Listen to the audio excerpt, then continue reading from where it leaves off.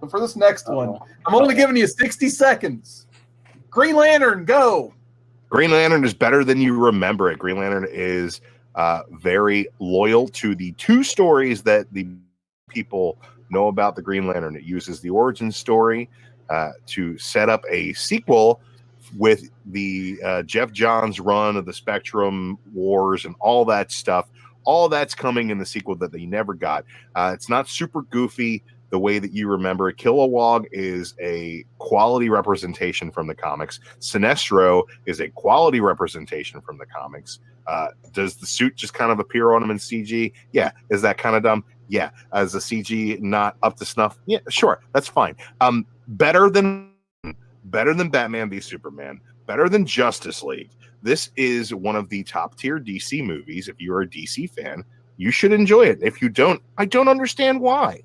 I guess I'll give my 60 seconds. I hated this movie. I love the Jeff Johns Green Lantern run. I think this movie exposes DC's Warner Brothers cinematic masterpiece the way they can always do it, because they'll start a production. They always have this like big master plan, and then they try to like crap out 10 master plans, and it's just a convoluted mess as the final execution. It's kind of like what they did with Man of Steel. It's definitely what they did with Batman versus Superman. It's just you take a plan, you have a point A, you have a point B, and you have all these trip mines and traps to get the point B. And by the time you even get there, you don't care anymore. It was a mess. Ryan Reynolds was terrible. I enjoyed the Oa stuff. Michael Clark Duncan was phenomenal. I like Sinestro, but they rushed that storyline way too much. We didn't need the post-credits with the Sinestro Corps War tease, because we'll never see that movie, and thank God they'd ruin that anyway. All right, Andy, any thoughts? Absolutely none. All right, guys, go ahead and start it off. Powered by the Hero Initiative. Are you in here with a little bit of our Comic Core Shorties? That was the first one that I put out. I really enjoyed making these. Check out the Comic Core channel if you want to see more shorties. Just little bits and pieces of the Comic Core shows that we're offering all week long. So there's really great stuff on there. Be sure to check that out if you get some time over on the Comic Core. Man, COVID-19, folks. COVID-19. Here I am in the middle of the day talking to you. Why is this happening? Because people can't wash their hands and people can't keep away from each other. Man, it is such a mess out there. But right here, right on the YouTubes, Drew Manchu has got you. I got a comic haul. I got to do some bagging and boarding. I got some new toys recently. I got a couple things to share. I got some coffee, so I'm ready and raring to go. I'm going to go ahead and check the chat right now. Tom's Comic Books and Reviews is in the chat, as well as Midwest Comic Man. Paul, I hope you got a chance to see that shorty that I cut together for Golden Guys. You are the star of the show there, my friend.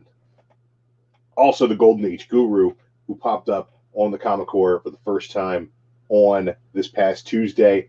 He's a new rotating member of the Golden Guys, so look for more from the Golden Age Guru if you're into Golden Age books over on the Comic Core. Right now, we're on my channel. We're going to talk about some of my stuff. I'm going to take a sip of the coffee. We got 3 watching. I'm excited that 3 are watching. At least there are 3 people home during the day who have me on their notifications, and they're going to pop up and they're going to see what I got going on here. What I'm going to do is I'm going to run through a haul of books that I just got this past week, and I'm going to talk to you guys a little bit and review those books as I go. Okay, so I'm going to bag and board a few issues here, but there are a couple that I really, really want to talk about. 90, YouTube is 90 right now. YouTube is Drew Manchu. I'm going to tell you that right now. I picked up this Robin 80th Anniversary Edition. I kind of hit or miss on these nice square-bound DC anniversary books. Detective 1000 obviously was a must-buy. Action 1000 obviously was a must-buy. I think I enjoyed the detective stories more. I picked up the Wonder Woman 750, was it? And was thoroughly disappointed. Left the Flash on the shelf. But Robin, man, this is a character that I am into. And, you know, everybody say, well, what Robin are you into? I'm into all Robins, man. All Robins are great, and all Robins are equally represented in this book. Well, not super equally. I guess there's more Dick Grayson than there is anything. But yeah, man, I picked up the Yasmine Putri cover. This is the was it 2010s? Yeah, and it's got all your favorite Robins on there. You got Dick and Tim and Jason and Carrie and Stephanie and Damien. Man, what a great cover. I really enjoyed that. So this is going right in some Mylar. We are not even going to open this bad boy up. I think that was probably my favorite cover out of the whole bunch. But I also picked up the Jim Lee cover as well. Homage to Bob Kane with the first appearance of Robin, him jumping through that presentation circle of circusdom. What is that called? What is this little circle banner called? Somebody wants to Google it and let me know. I will definitely bring it up. The thing I love about this book is it's kind of a love letter to all Robins. It's a 100-page spectacular. There's really no ads in this thing, which is really great for an anniversary issue, an oversized issue. You get some great pinups instead. Some great covers from the past. I'm trying to find a couple of really good ones to share with you guys. Jason Todd's ugly. Here, a little bit of Jason Todd love there. A little bit of Tim Drake as well. And this is an anthology book, basically, about Robins. Dick Grayson is represented in the first story as Robin. The second story is Nightwing. The third story is Nightwing with the Titans. And as Agent 37 in his fourth story. So he's got 4 stories, making him the absolute star of this book. Then you get Jason Todd, the Red Hood, in 1 story. Probably one of my favorites in the book, even though it's not a really super duper Red Hood story. It's a story about Jason as a kid, and I really dig it. But he only gets 1 story. Then Tim Drake is featured as Robin 3, and then also by James Tynion in as Red Robin in a story called Boy Wonders. The first story is Tim Drake. It's got this Freddie E. Williams art. And it's kind of hit or miss for me, really, the Freddie E. Williams stuff. Let me try to find it. Anybody who read TMNT Batman 2 will know this Freddie Williams style. And I wouldn't say it's bad, but I definitely wouldn't say it's my favorite. I think that kind of takes me out of the story. It's probably my least favorite thing about this book. Who dat? Thanks for coming through, brother. Good to see you in the chat.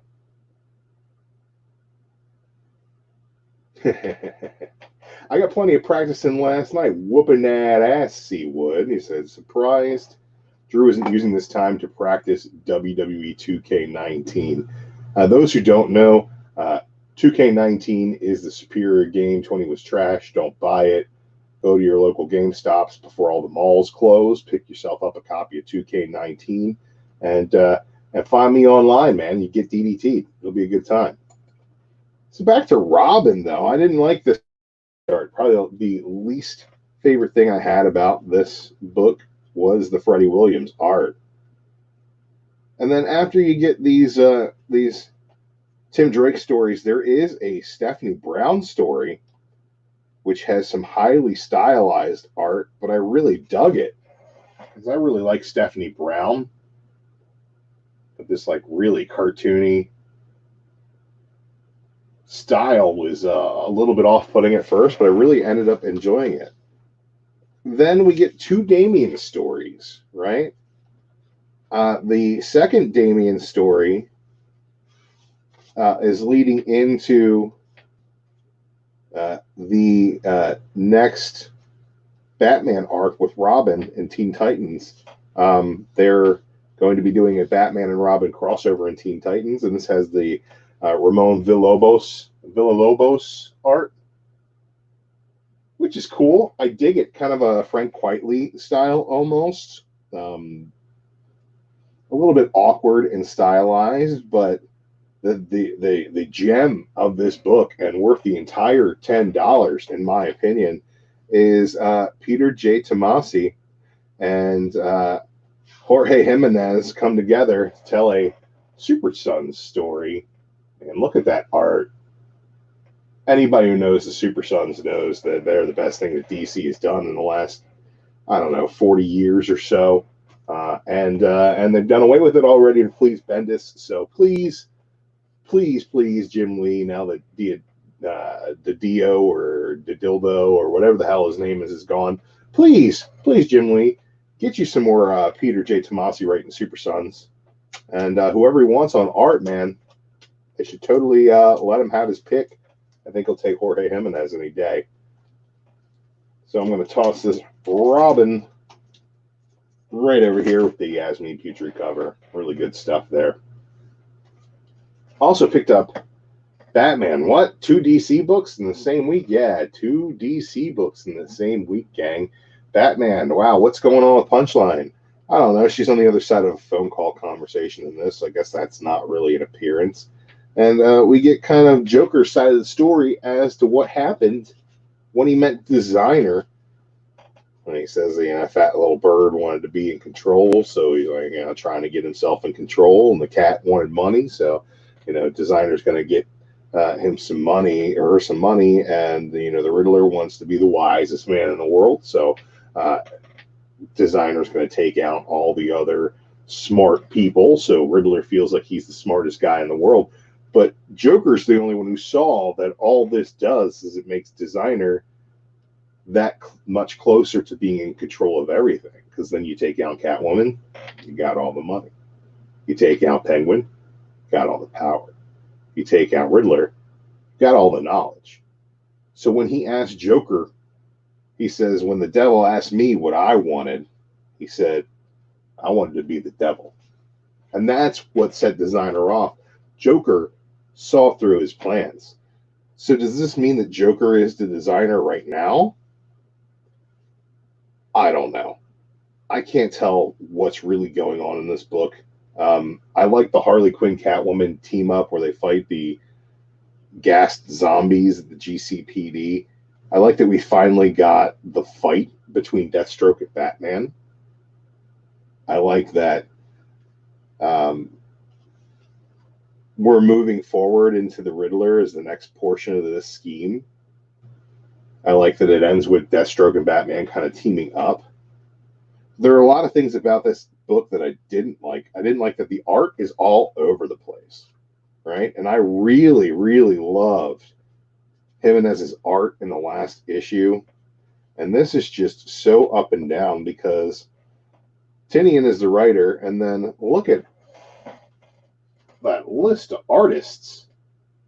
Albuquerque, Jimenez, Carlo, I've never heard of him, and Danny Miki. Wow. Look at all those different artists. I mean, and you know what happens with that is you get a book that comes out on time, but you also get a jumbled mess. This is just like, it doesn't, from page to page, it doesn't rank. And we've had Tony Daniel, and then we had Jorge Jimenez, and then now we have this hodgepodge that is just bland. It's just a bland hodgepodge in the art, and I wasn't really a fan, man. That and Batman gets a little bitch mode in this. He's like asking Deathstroke, "Oh, can you just stop, man, so you can save Gotham? Like, I mean, I'm trying, man. Like, I'm doing my best. Like, if I would be, like, really appreciate it, man, if you just, like, would chill it out with the beat assassin thing and, let me save the day. Why not?" It's kind of the dumbest dialogue I've heard from Batman outside of Tom King and forever. So, yeah, mixed bag on Batman 91, guys. Mixed bag. I was not a huge fan. I read X-Force this week. What up, Double S? Double S in the chat. Good to see you, Double S. Shout out to Double S, my nephew here. Good to see y'all. C. Woodard says they'll probably just drag the Super Sons into Wonder Comics eventually. Will be DOA. Yeah, but I blame you because you're still buying Wonder Comics. Like, stop doing that, and they'll stop doing that. Just, come on, man. I know you love Connor, right? But sometimes the best thing you can do for a character you love that's being mishandled is to just stop buying that book, man. I know DC has a history of leaving these characters up on the shelf for maybe too long. But if you put Connor back up on the shelf, maybe the next time they dust him off to play with them, it will be a lot more fun. That's all I'm saying, man. You know, give me a chance to miss some of these characters again. Because, you know, I missed Wally. And then Wally came back and we got Heroes and Crisis, and now there's Manhattan Powers, and just, dear God, no. Dear God, no. Picked up X-Force number 9. This X-Men stuff is still really great. I'm still loving it.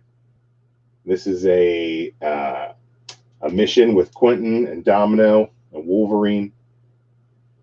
Domino got her death in the last couple of issues and then was resurrected, so her scars are all gone. The resurrection is taking something away from some of these people. We're kind of discussing that now, so that's a cool thing. And the Cassara art is back, so I'm kind of iffy on that. But I like the story. The story is really good. We got the resolution to The Last Avenger, and one of the greater Marvel titles has been coming out lately, and that's Captain Marvel. If you don't know, Captain Marvel's been great. Kind of just limited storytelling with a lot of action, really great splash panels, and a little bit of intrigue going on behind the scenes, and this ties it all up. Kind of a nice bow, and has a bit of a controversial panel where you see Carol all hulked up with the shield and Mjolnir, kind of all the powers of all the Avengers, and she's worthy. People were bitching about that on the internets, hating on Carol. I know Carol got a lot of hate for her role in Civil War II. Man, this book is awesome. And they did a little bit of a character assassination on her. Brian Michael Bendis did, for sure. But I've really been enjoying Kelly Thompson's Captain Marvel, man. It's been really good. And there's been some really killer variant covers for it, too. Let's see if I can't find my variants that I pulled for Captain Marvel. Damn. Check that bad boy. That's a good-looking book. Good-looking book right there, man. And they had connecting variants. Ian Hook Lee connecting variants, which have been really cool. So I really dig that. Oh man, is this a third DC book on my pull? Yeah, it is. It's Teen Titans. And in this issue, they're trying to get into Jin's head, World War Genie, to save her. They're all greeted with their biggest fears, and they all one by one conquer those fears individually to come together as a stronger team. Red Arrow fights Deathstroke. Yet Damian gets a chance to fight his grandfather. And there's a lot of really good character stuff in here. I really enjoyed it. And they're trying to get this all done while they're under the like a hypnosis kind of state. And at the end, we get to see that they all flatline. So I'm excited to see where this goes moving forward. Jin said, "Don't come for me." And then, bam, there they are, all flatlining. The next story is called Flatline. Let's figure out what happens to these Teen Titans. It's like one of the only good DC books at the moment. I'm enjoying the way the story's told. I like these characters. I'm also enjoying Suicide Squad, which I know that my friend Cat Ren Figures is not a fan. It's like, man, I finally like Suicide Squad, and I can't even talk to somebody like Suicide Squad about it. Who even knows what that's about, man? I got some really cool covers here, though, as well. This is the X-Force cover here. Marcos Martin is doing, or Marcos Martin is doing these God Loves Man Kills homage covers, I guess. They're all, I dig the line work on them, and they're all pretty iconic imagery. That was the Excalibur. I think they're really cool, man. I dig them. So I'm going to keep picking those Marcos Martin variants up. I'm almost out of bags and boards. I got a big stack here, and I'm going to end up running out of Mylars here. But one of these is definitely going in the Mylar. Bam! Turtles v Power Rangers. This is issue 4 of 5. And if you guys want to know what happens in this book, all you got to do is go to page 2 and see Mighty Morphin Turtle Rangers. Bam. If that doesn't get you going, if this beautiful art doesn't get you going, man, I don't know what else will. Just big time action, big time color. Loving the art. And this is a really great series, man. I think that IDW and Boom Studios both do a great job with both of these properties. And man, it's like peanut butter and jelly, two great tastes that taste great together. That's all I'm going to say there. I'm kind of burning out on Dan Slott's Fantastic Four. I haven't had a chance to read this one yet. This is number 20. We got the Mole Man on the cover. We're going to see. We're going to see what happens there. I mean, the art in this is forgettable, but not terrible. Who did the art on this issue? This is Medina, Papa Medina. But yeah, it's not, I mean, it's not bad. It's just looks kind of generic. Not super excited to get into that one, man, but we'll hit it eventually. Gotta make sure I'm up on my Fantastic Four so I can talk to the Great Legend about it. There were a couple other really big releases this week from Marvel. This was going to be one of them right here. Spider-Woman, J. Scott Campbell cover, back in that sexy costume. Man, I love that Spider-Woman costume. I love me some Jessica Drew. We get a little bit of her in this costume in here, but she's sporting a new costume, which I really, really don't care for. And the backup story in here is all about how she got that costume. Get a little bit of her in her costume there, like she's in Strike Force. There she is with Strike Force. And that's in the backup story talking about how she goes to Big Ronnie's. Get a great butt shot there while she's getting tailored for a new costume. And we get the reveal of that new costume.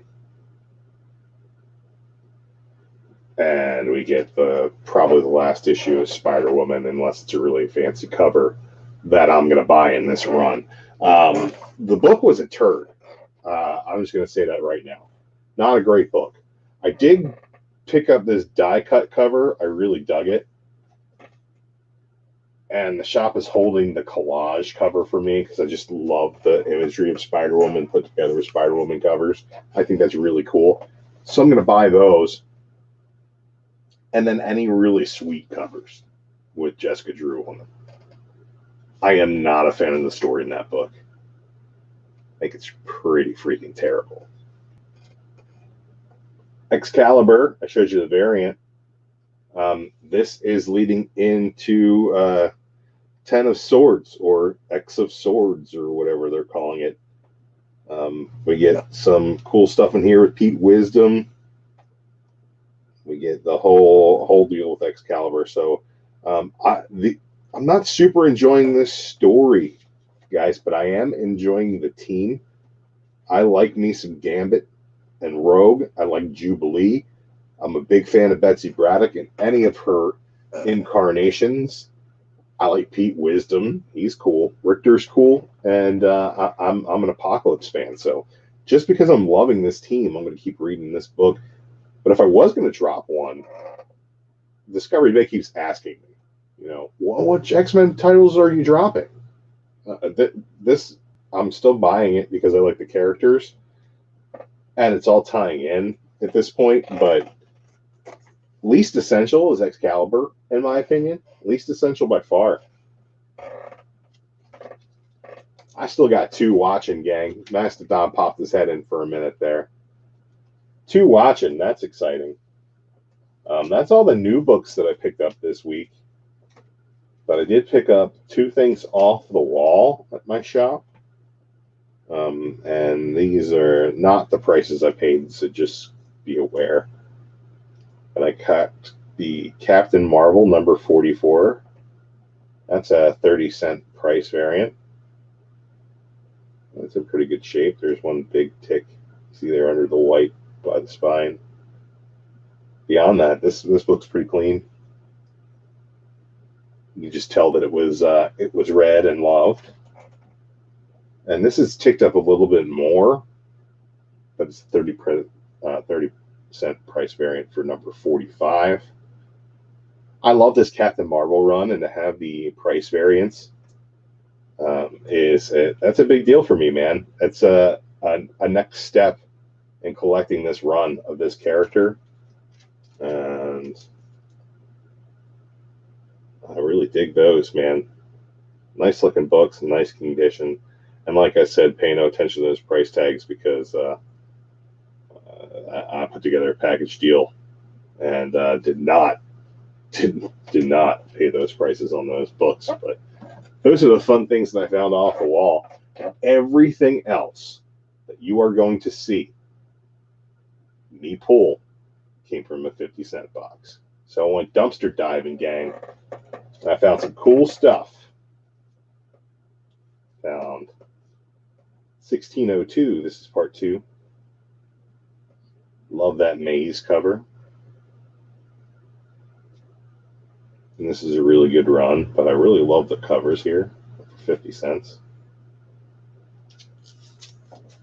Can't forget about that one. Oh man, 1602 part 6. Just look at the line work. This is done like an etching. Just so much goes into this, so much detail. Pull it back and you're like, oh, that's a pretty cool composition. We'll look at all of the line work. Beautiful. What about part 3? Again, all the line work on this. Just impeccable shading. Really great details. Really dig this run too. 1602. Really good stuff. Neil Gaiman. And high 5 right here. Boat in the sky. Pretty cool stuff, man. I dig it. 1602, and these were 50 cents a piece, so $2 on these 4 issues. Can't beat that with a stick, bro. Can't beat it with a stick. This was a Superboy Adventure Comics. It's not in great shape, but it was in the 50-cent bin. And I thought that was pretty cool. So I'll probably actually read this and then throw it in a bin. This was kind of the jewel of my haul here. Try to see if these are in order. I picked up a whole bunch.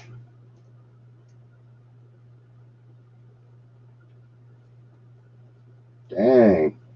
More than I thought. I don't even care if they're in order. Let's just look at them here. 2-in-1. Thing in Giant Man. Number 55. 50 cents.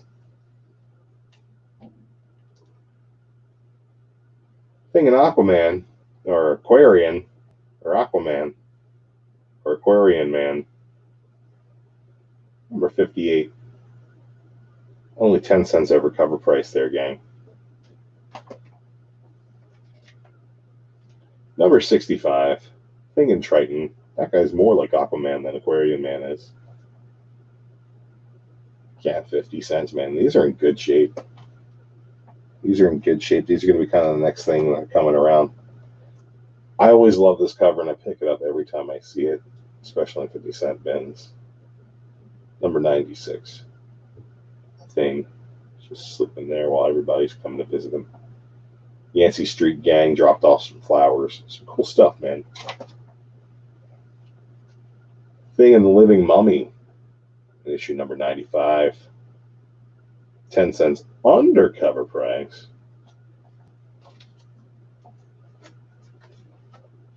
Teaming up with Machine Man here, number 93.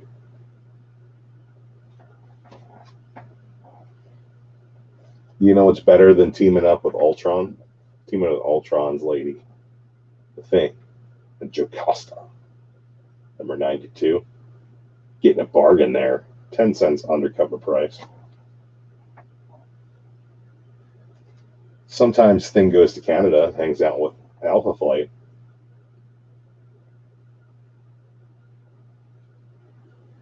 Pretty cool there. It's the Rage of the Ravager. And all of these are in, high grade. No boards in them even. So I'm going to have to board these up. Thing in the Blue Diamond. It's going to be one of those runs that people go after eventually.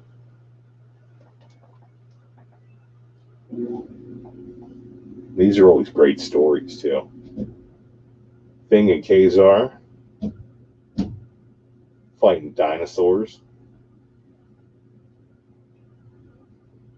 Number 73. 50 cents paid cover price for this bad boy. Thing in his old boy Stretcho. Mr. Fantastic, number 71. Holocaust on Hydro Base. The Maelstrom. That's a pretty cool issue right there. And I'm looking to collect this whole 2-in-1 run just to read through them, read the stories. Thing teams up with the Guardians of the Galaxy in issue number 69. Nice. 69. You see Yondu there before the MCU ruined him. Look, guys, y'all know I'm an MCU fan, right? I love the MCU. I think they do a great job adapting comic books. I think that the changes that they've made that have bled over into the comics for the most part have been pretty good. I am not a fan of what they've done to Yondu. Yondu Udanta in the movies is fine for what he is. Stop making that the Yondu of the comics. We have a Yondu in the comics, and he's great. He's an archer. He's badass. But not the Yondu from the movies, man. Stop mixing him in. Come on, man. But this one, it began in a disco, but ends in the Dungeon of Doom. And this is The Thing and Angel. Number 68. I got that. For cover price, man. 50 cents. Great looking book there. Let's check in with the chat here. Yo, Bake the Snake. What's shaking, dude? Just doing some books here. I got a 50-cent haul. We went over the books that came out this week and just drinking some coffee and sharing some chats, man. Just sharing some chats. Just went through this whole run of Marvel 2-in-1s, man. Thick stack of 2-in-1s, all in pretty cherry shape. And I think this is a run that people are going to start hopping on soon. Not that they're going to be jumping in price or anything, but very, very excited to pick those up at 50 cents, which is like in a lot of cases right over cover price, right at cover price, or right under cover price. So long run of 2-in-1s with Thing, and great great thing books, man. Mastodon says he works with a guy, has the entire run of 2-in-1s and Marvel Tales from his childhood. Loves it. I think Marvel Tales is another one that I'm going for in my discount bins. That and Spider-Man team-up books. I think those are fun too. You get them super cheap. They art, great featured artists in them, great stories. Just some iconic stuff with good crossovers, man. Some of the greatest crossovers of all time took place in 2-in-1s, and those Marvel Comics Presents books have that entire run. Marvel Comics Presents Wolverine, Ghost Rider was on the other side. They switched them up every once in a while. Some Cyclops issues. I love those books, man. Some of my favorite stuff. Off topic, he says he knows, but Burger King is such garbage anymore. Why do I do it? Dude, Burger King is just like any other fast food. It can be great and it can be shit, but it can never be anywhere in between. Like, here's the deal with fast food, man. Sometimes you get a bag of fast food, right?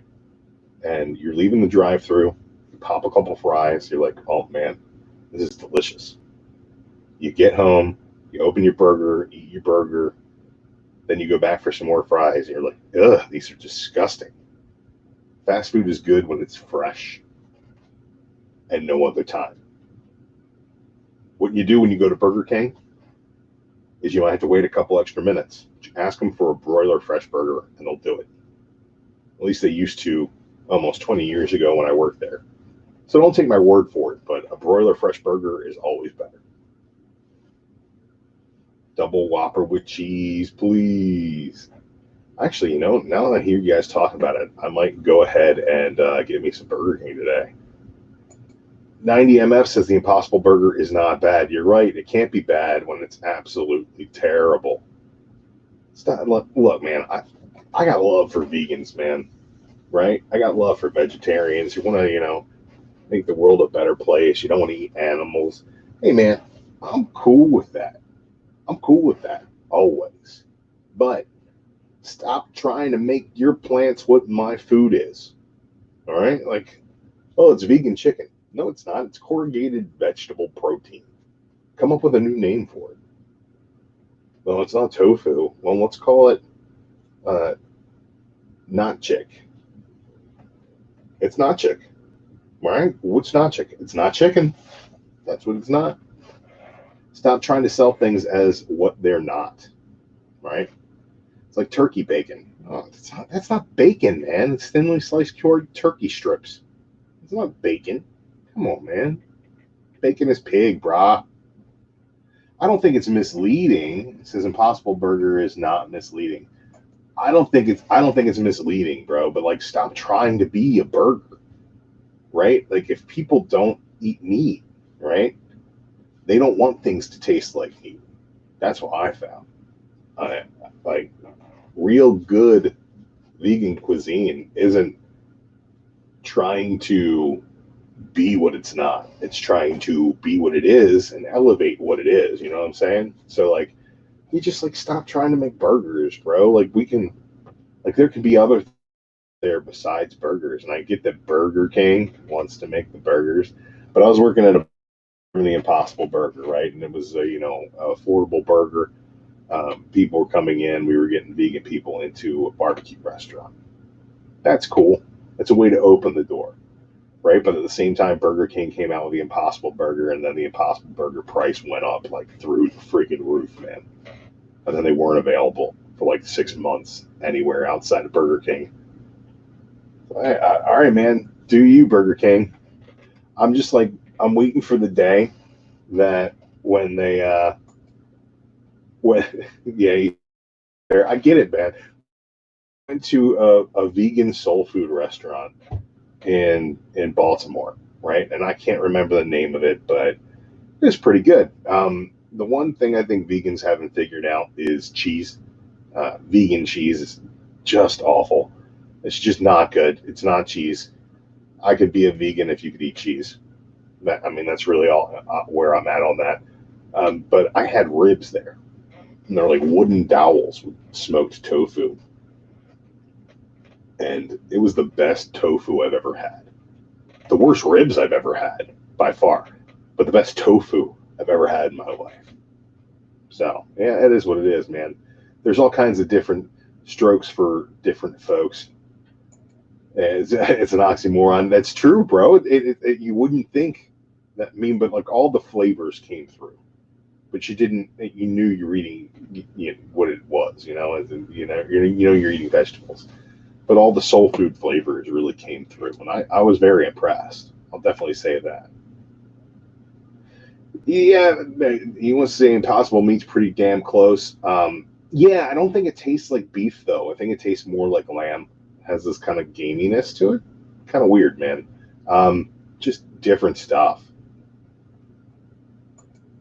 Because vegans have no soul. Vegans have soul. They just have less soul because they refuse to claim the soul of other beings. And every time I eat a cheeseburger, man, I taste that soul. It is good. I'd rather eat vegan than use a paper straw. Dude, bake the snake. Oh, man. Look, my daughter, right, is just about to be 16. My girlfriend's kids are 9 and 11. And I'll be damned if they don't want to save these fucking turtles, right?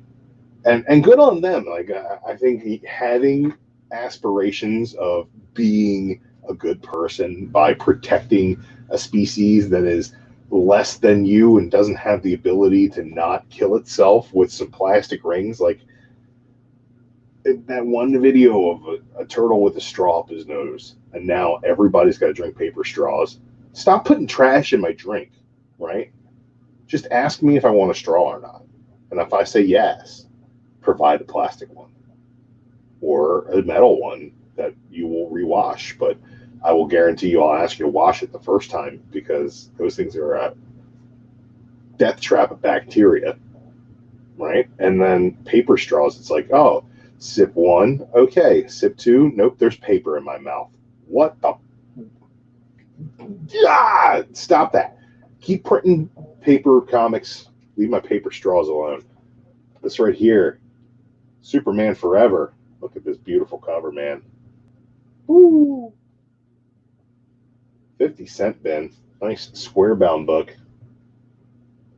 Yeah, I can't see something this good and leave it there. Yeah, it's a rant about straws, Seawood. It's a rant about straws. Bake says, yeah, they want to do that down here in the Keys. They banned the plastic straws. It's not even about the turtles. A 14-year-old came up with this info before the turtle video. That's just, come on, man. Come on, man. The straws. Plastic straws. Look, plastic is great, right? Here's the thing that's great about plastic. You can recycle plastic. You can make plastic into plastic other things. Here's the problem with plastic, is that recycling is not a viable option for businesses. It's not cost effective to recycle. It's just not. It's cheaper to make new plastics than it is to recycle. This is a little bit of Legends truth for you folks. So instead of taking these plastic items and putting them in a landfill, right?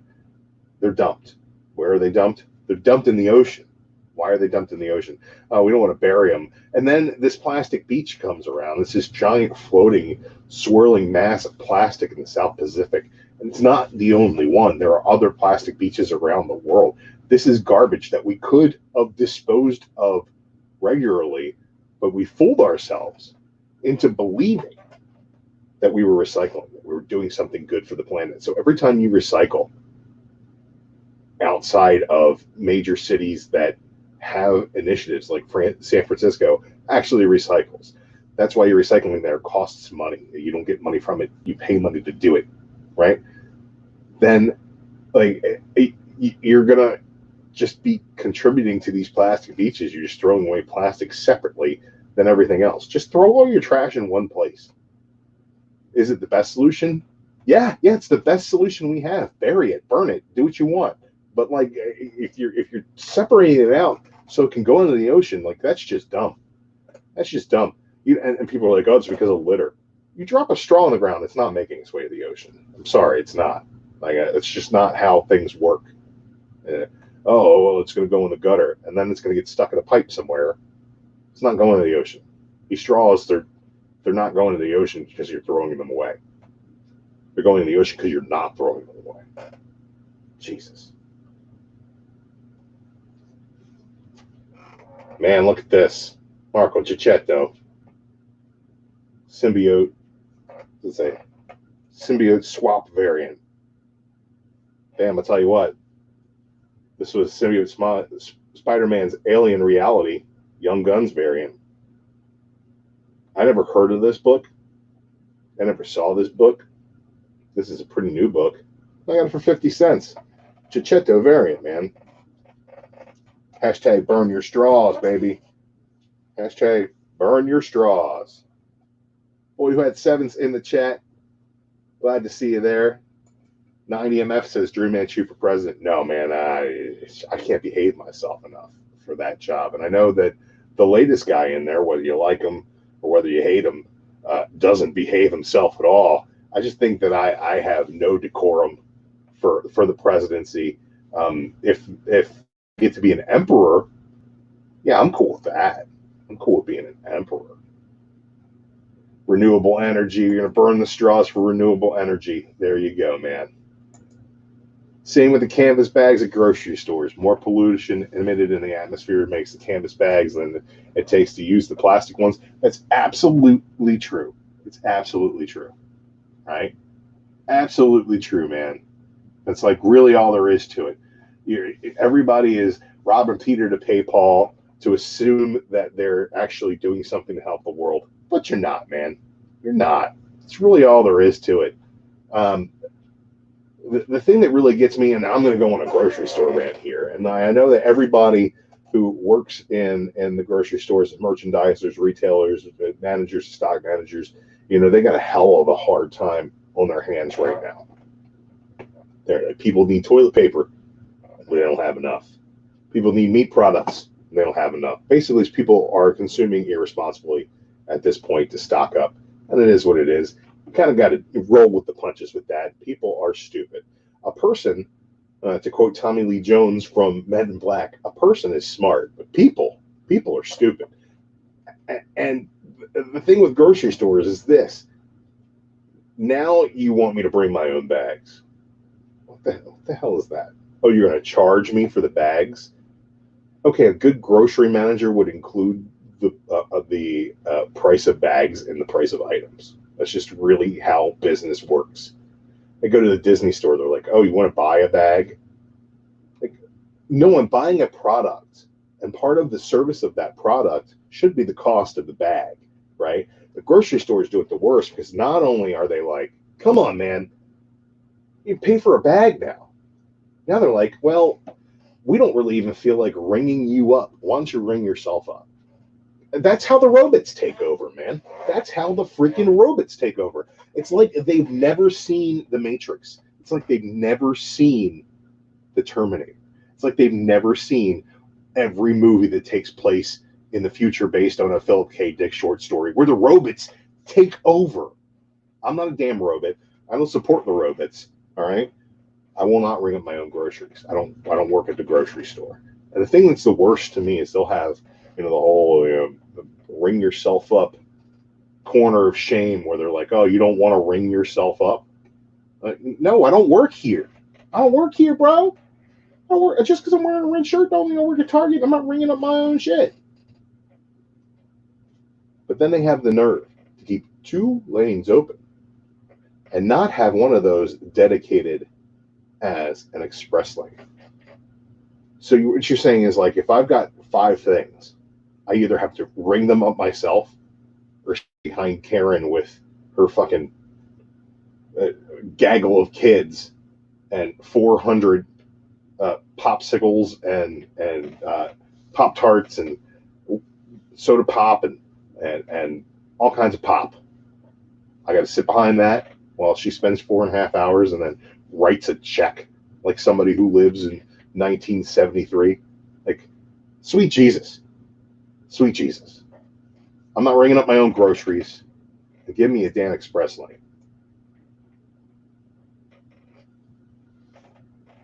Bill Burr. I love Bill Burr.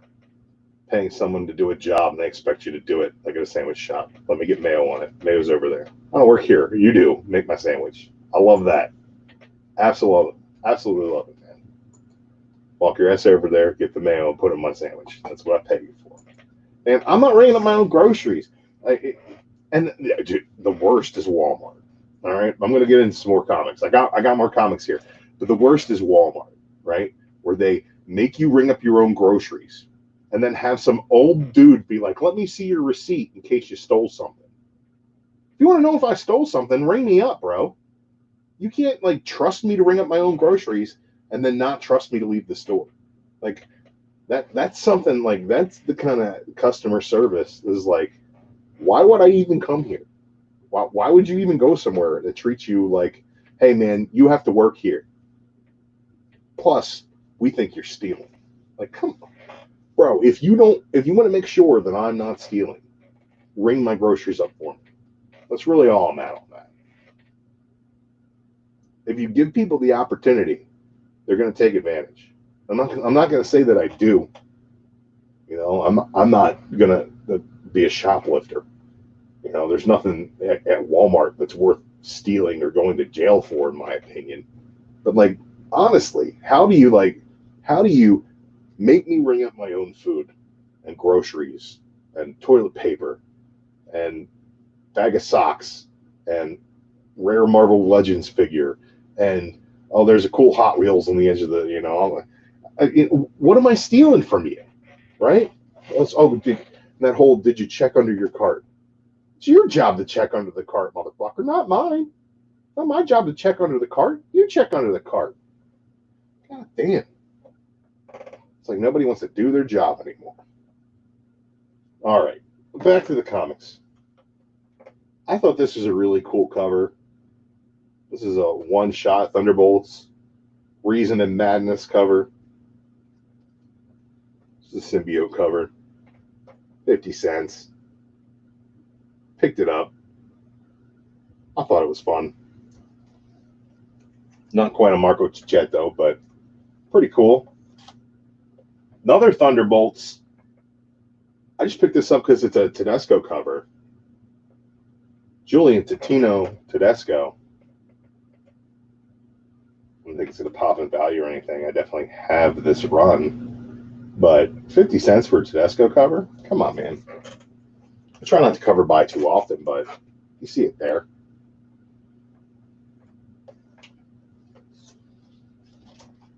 This was a 1 and 2. And as I'm digging through the 50-cent bin, the owner of the LCS is like, really? You're grabbing those? I'm like, hey, it's a 1 and 2. I'll read the story. The Astounding Wolfman #1, Robert Kirkman. This is the director's cut, so you get a little bit extra there. And the Astounding Wolfman #2. Check out the blood on that cover. Love the composition. Never read the Astounding Wolfman. Now I'm going to get 2 issues in. Now's the time, bro. Now's the time.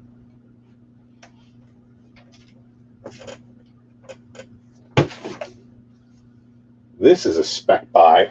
Any fans of Lords of the Long Box know what a wonderful spec buy this is.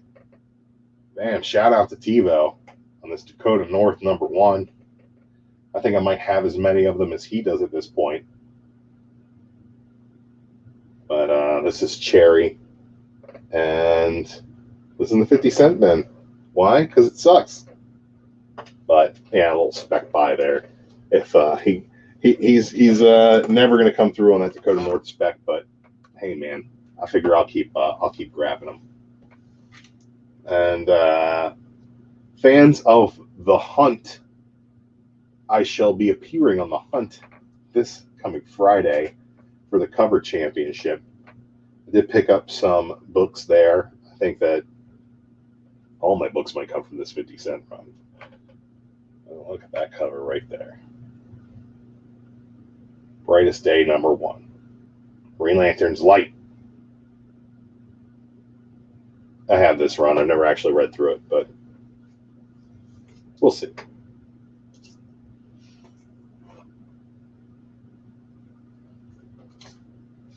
Got myself a Jock cover. Green Arrow, New 52 run, number 41. This is a Joker cover. The hell creepy is that?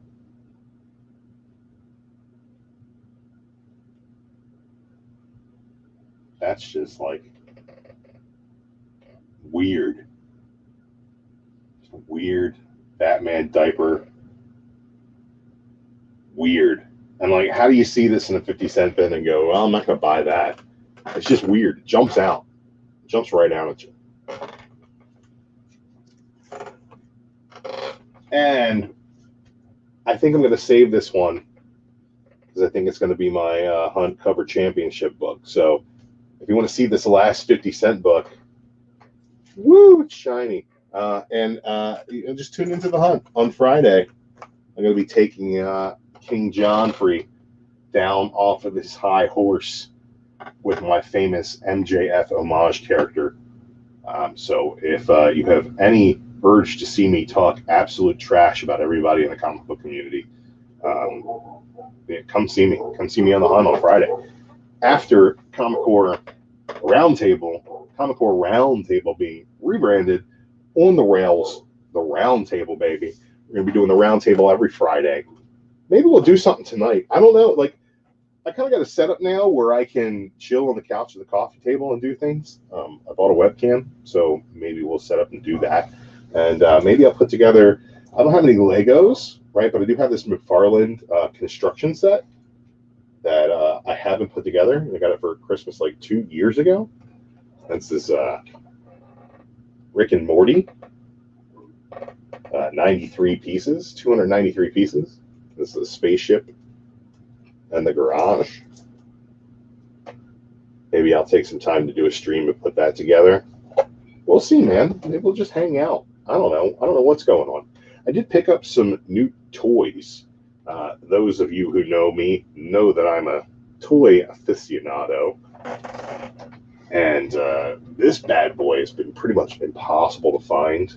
Actually had a couple people hunt one down for me, and the one I had to call off today because, man, this Red Hulk, Marvel Legends Red Hulk, what a badass figure. It's got this really cool red and orange paint scheme, giving him really nice highlights.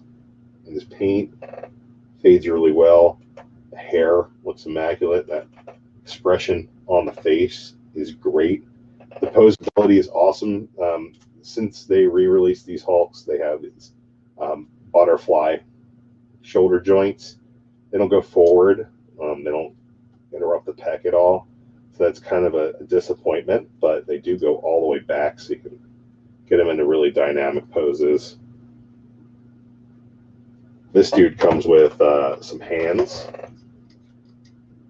So each hand can be open or be a fist. Kind of a cool deal. Yeah, man, this is like gold right now to Marvel Legends Big Hunters. And the cool thing about this quarantine is when I went to Target, everybody's ravaging the toilet paper aisle. They're not getting some of these great figures that are exclusives. So I got that Red Hulk, and then I super duper dig this.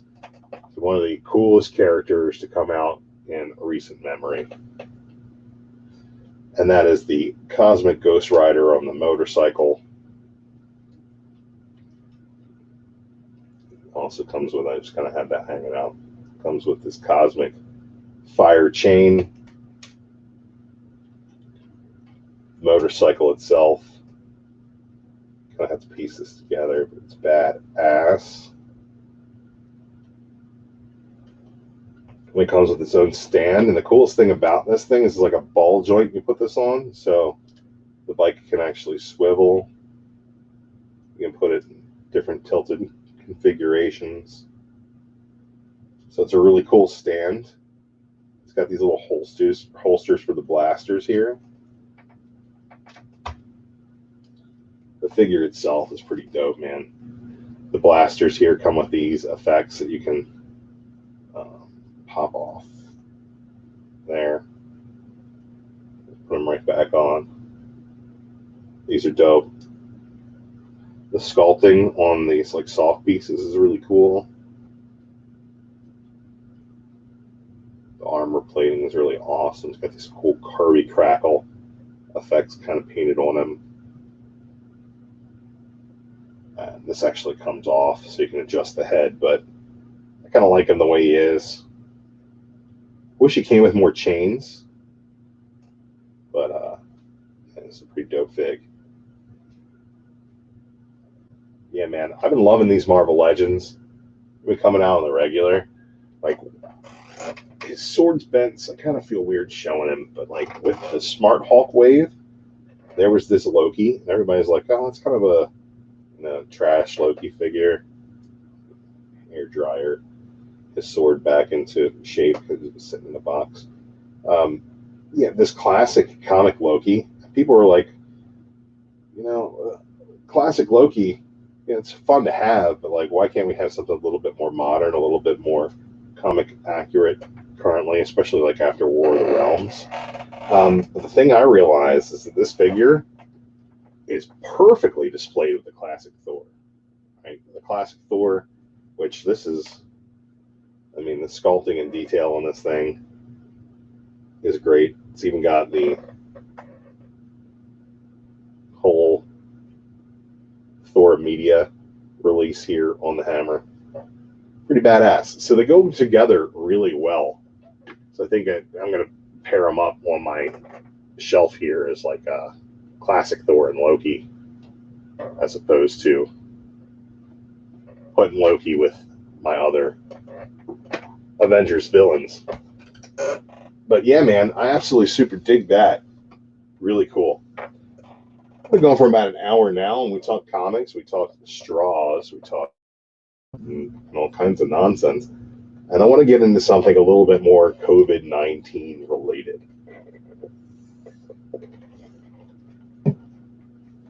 As far as the COVID-19 thing goes, is it an overreaction?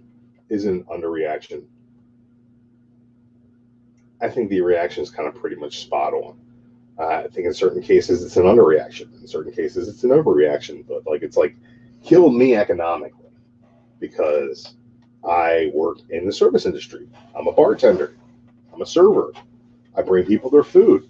I talk trash with them and give them the opportunity to unload their day's stress while they enjoy some food and beverage. And I can't do that. I can't go to work right now. I don't know when I can go to work. I don't know what kind of work I'll be doing when I go back to work. Right now, I'm in a point of transition in my personal life. But the one thing I think that has been a constant is that people need an escape from this on a regular basis. One of my daily escapes, or at least weekly escapes, is professional wrestling. WWE has stated that they're going to be holding WrestleMania at the Performance Center with nobody watching. I think it's a terrible idea. Put on a show. Don't call it Mania. Put on a show. And Raw and SmackDown have both done the audience-free shows. I think that both of them were underwhelming, to say the least. But then again, last night on TNT, we got the AEW Dynamite show without an audience. And it might have been one of my favorite things in wrestling in the past couple of years.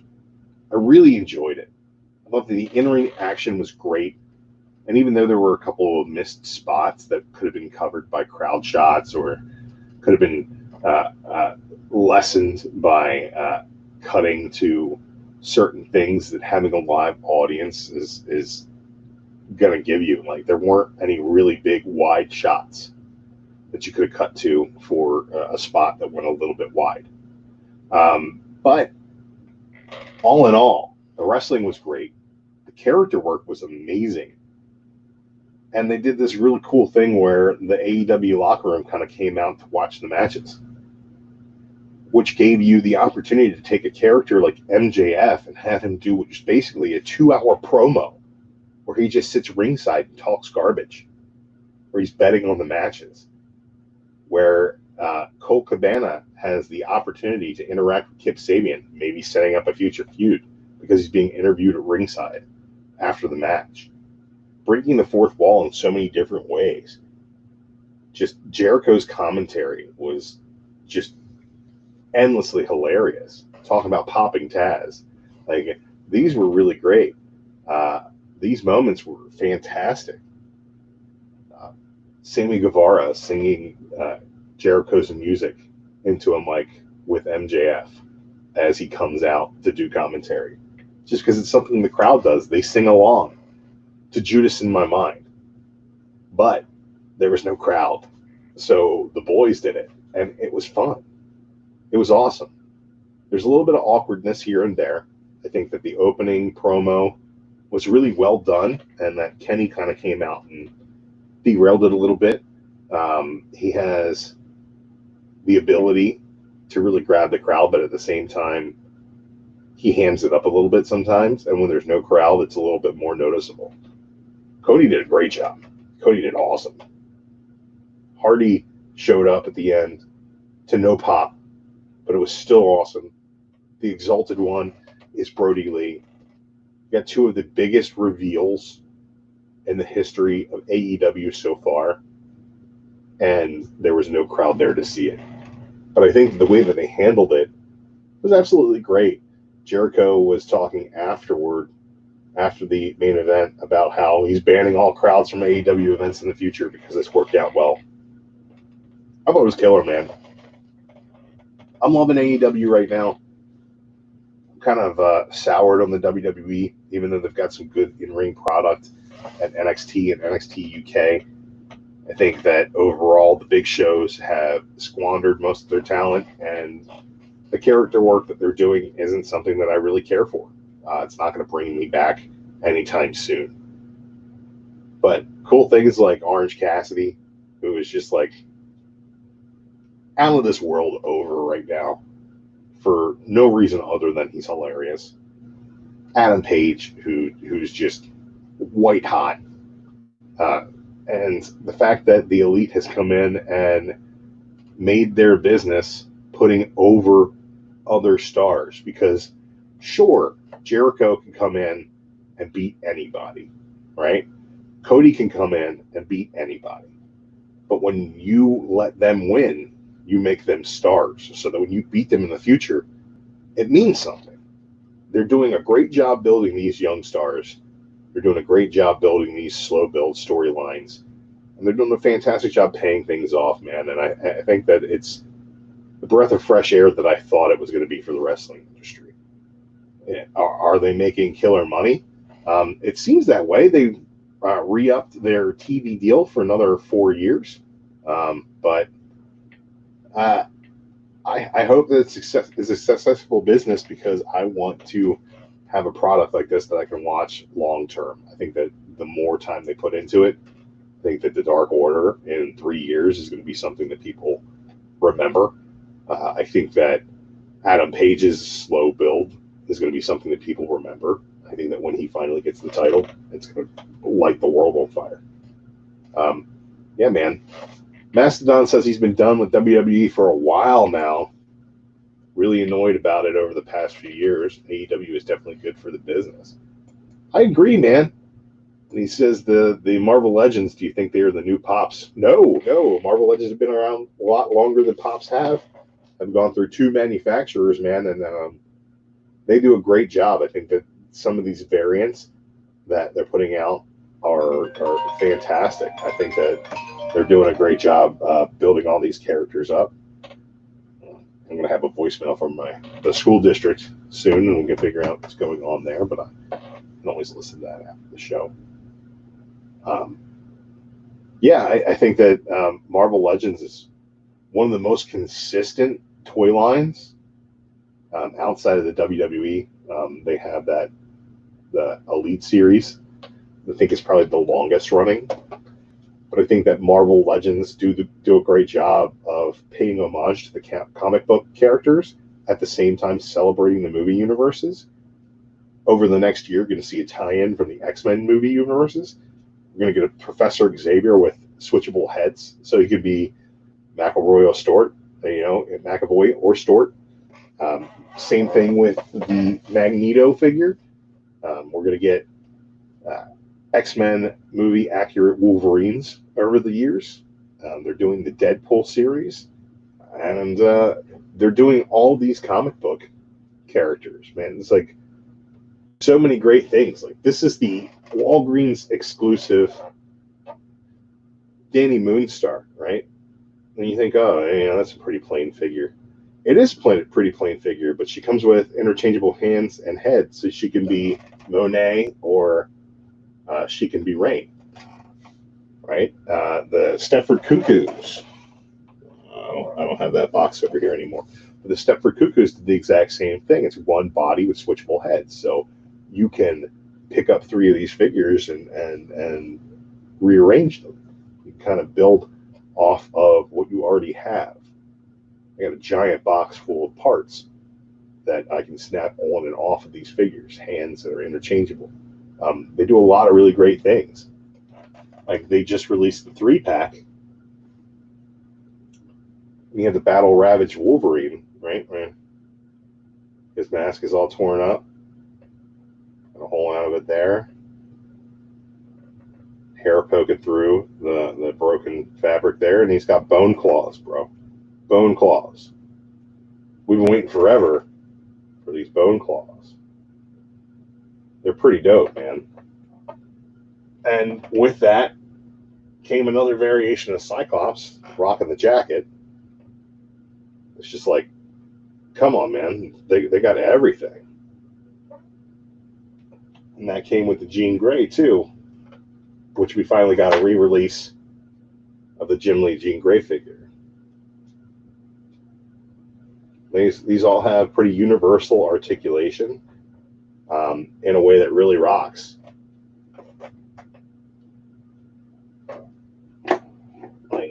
Although you have the Tiger Stripe Wolverine with the battle damage, classic Wolverine here, still a great figure, man, and great in stature. It's great the way that they scale together.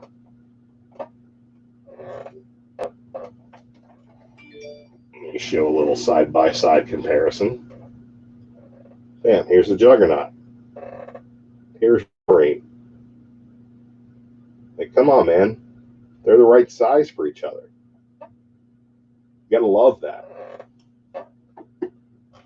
So you got the Wolverine there, but you got Juggernaut here, and how does he scale next to Red Hulk? About the same size, man. Looking right at each other.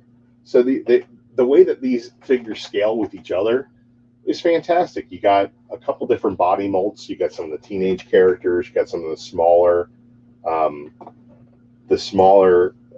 female characters.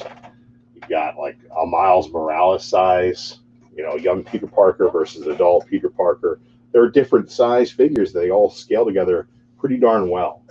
Random figures from the line, man. So a random figure. I'm excited because they probably will be doing a random figure soon, because there is a new Build-A-Figure coming out shortly that is Strong Guy. So we're finally going to be able to put together the whole 90s X Factor team that Peter David run, which is some of my favorite stuff in comics. Really love that. Havoc, Polaris, Multiple Man. Love that stuff.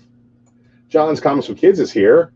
What's going on, John? Says he doesn't have money for figures, barely enough for comics. Statue and figure markets are amazing these days. Dude, I love statues. I absolutely love statues. I just don't have anywhere to put them, right? And I don't have that kind of money to invest in something that's kind of like that permanent. And I can't imagine spending, $3,500 on something that's a showpiece and then buying nothing else for the rest of the year, because not only budget reasons, but like, where do you put all these things? Where do you put all these statues? So that's the one reason I don't go after statues, but I love these figures because at like a $20 price point, you can go into the store and start building a statue collection. And, just because this is what he looks like now, I can put him into different poses. Like he's got posability. and all kinds of articulation, so you can, you know, change him up so he doesn't have to be the same statue every time. That's the thing I love about these figures. And the fact that they all scale together is great. And Hasbro, the same company that's doing these Marvel Legends, see the comic Marvel Legends, that's one thing. They're on one level. I really appreciate them. The colors that they're starting to put out are all matching. They have great runs of characters, the same outfits, things of that nature that I really love. But one of the greater things they do is, like, when they do the movie figures have greater details, but probably they sacrifice articulation in a lot of ways. So there's some great textures and colors on the movie figures, and they kind of sacrifice the articulation. I think the movie figures are on the same level as, like, the Black Series Star Wars figures, which are same. Hasbro makes those. They have more soft goods included. Like, if you find a clone trooper, he's going to have fabric hanging off of his outfit, which is really dope. And they have, like, a lot of accessories. But where series is a little different is they don't do a whole lot of interchangeable heads and hands and things of that nature. And the movie figures, you're going to notice, don't do a whole lot of interchanging heads and hands, and you're getting a lot more of that with the comic figures. I don't get into the articulated comic book art or the ACBA as much as I used to. I wish I had a really great photo setup and could do some more pictures. But I really love these just chilling on my shelf. There's, I collect the Marvel Legends, which are 6 inches, the Black Series, which are 6 inches, and I was collecting DC Icons before that line went away. And I'll have to do a video and share my DC Icons shelf, because it's just one shelf of figures. And one of my favorite lines that just disappeared. They were a little bit smaller, but they had a whole lot of different accessories and all kinds of good stuff. I was a big fan. So I'm looking forward to that. As far as the Marvel Legends, they keep releasing line after line after line and really flooding the market. So we're getting Age of Apocalypse-based figures from the X-Men with the Sugar Man Build-A-Figure. I love how they do the Build-A-Figures. Discovery Bay just picked up his packages from the UPS store. Hey, there is one in there. Put it in slot A11, so you get to open that soon, buddy. Good to see you. Was on with Discovery Bay the other morning. That was a lot of fun to do the Discovery Bay morning show. Kind of sat on my butt over here, and once his little Ed McMahon just kind of laughed at whatever he was bringing up and threw a couple of Johnny's at him. It was fun. I enjoyed doing that, and hopefully we can do that again while I'm sitting around doing nothing at home. We gotta, hang out and do some more Disco After Dark so I can see Scarpad's intro more often, because I'll tell you what, guys, if you haven't seen Scarpad's intro over on Discovery Bay Comics, you're missing out. Every time I see Scarpad in the chat or on a live stream, just draws your attention. He's just one of those characters. I love that guy. Speaking of characters, I've been doing these quick Comic Core shorties on the Comic Core page that I've really enjoyed doing. Just taking some of our live shows, cutting some little best of moments out, editing them together as a little promo for the episodes. I think that they're a lot of fun, and what I've been trying to do for the most part is capture the characters of the Comic Core. I think that's the draw that the Comic Core has, is that it's all of the different personalities in the community comes together. So when you're watching World's Greatest Comic Book Show Ever, you got White Whale and you got John, which are a really great juxtaposition team together. John's always high energy and Alec is always very dry. And I think that they work really well with Bear Island and Jason. Everybody knows I love Misexplained. We do our own show together on the S&P Network occasionally. Can't Two Man Shoot Review Crew. Check it out. S&P Network. Snake and Boogie Network, OutrightGeekery.com. Check them out. But beyond that, I think that, like with this last shorty I did for them, focused on Bear Island, he had a really funny run of a couple things that I saw in a row as I watched that episode, and I was just like, this is it, cut it out. And at the end, threw his face on it because I want to promote that Bear Island is a character you can see on the Comic Core. You can see him on Wednesday nights, and you can definitely check him out and check out everything else he's doing. But he adds to what we're doing over there, and definitely right to shout him out. Shout out to Comic Man Andy, who was the star of one of our Comic Core shorties over there, talking about the way he collects. That guy is a dad joke machine, constantly getting his comb stuck in his beard and getting groans for the jokes he tells us. So I was really happy to spotlight him and do a little bit about him over there. I think that as we keep doing these, I want to keep grabbing some best of moments and giving people a chance to maybe click on the Comic Core channel, watch a quick 2-minute video and be like, oh, I'm not into that, or oh, that's something I'd like to check out. So I think I'm going to continue to do these. They're pretty easy to throw together. I think that the only thing that really takes any time is downloading the episodes and kind of combing through them. But considering I'm watching most of the episodes live, I know where I'm going for the beat. And we're going to keep putting out as much content as we can, especially in the downtime where we're all kind of stuck together and stuck separate at the same time. Give us the opportunity to really get out and put our faces out there and let people get to know us. And hopefully, while we're all hunkered, sheltering in place, as Discovery Bay likes to say, or self-quarantine, or in the no touch zone, you want to maybe reach out to some new people, because everybody's stuck. Everybody's looking for something new to watch. Everybody's getting bored. I mean, it's been a couple days, like a week and a half for some people, and people are losing their minds already.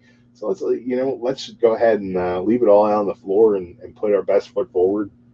Make sure that we're doing the best that we can to foster this community. And any new faces you see, blow them up in the chat, man. Blow up the new faces. Make sure that everybody's subbing everybody up. Make sure that we're growing this community and we're staying strong during this time, man. I know that my LCS has put something on Facebook that he's willing to deliver or do curbside takeaway for your orders, which is really cool. I dig that. And the other LCS owner in my town, I hit him up Tuesday morning. I was like, dude, are you going to be open today? He's like, hell yeah. So I went in there and rifled through every comic I could possibly touch, and then looked at myself and was like, that's probably a terrible idea. Got some complimentary hand sanitizer with my discount on my books, and that's what's going to keep me going back to that shop, man. So let's just keep doing what we can to lessen this impact on our society. I know that Marvel movies are getting canceled, and the gyms are closed. Oh my God, meatheads are losing their mind that they can't sit on a sweaty bench at Planet Fitness. But it's tough, man. I'm out of a job right now because people aren't going out to eat. The government has said, hey, we're shutting you down. And that's tough. But at the same time, this gives me a lot of time to catch up on video games. Maybe find another job outside of what I do currently, outside of my comfort zone. It gives me the opportunity for a fresh start. It gives me the opportunity to go live in the middle of the day to hit up as many of you guys as possible and just kind of hang out and learn from each other in a really cool way. Like I said, I was on Disco After Dark the other night after Modern Men, which was fun. Shout out to Modern Men, guys. That's one of my favorite shows to do. I don't want to derail for just a quick minute, but Modern Men is my favorite thing to do in front of the camera right now. I absolutely love it. I love the camaraderie between Carson and Andy and JB and I. I think that we always have good conversations. It's always kind of the mixture of normally 1 to 2 of us have read something before, and 2 to 3 of us have not read it. And it gives us a chance to kind of experience it from a different angle.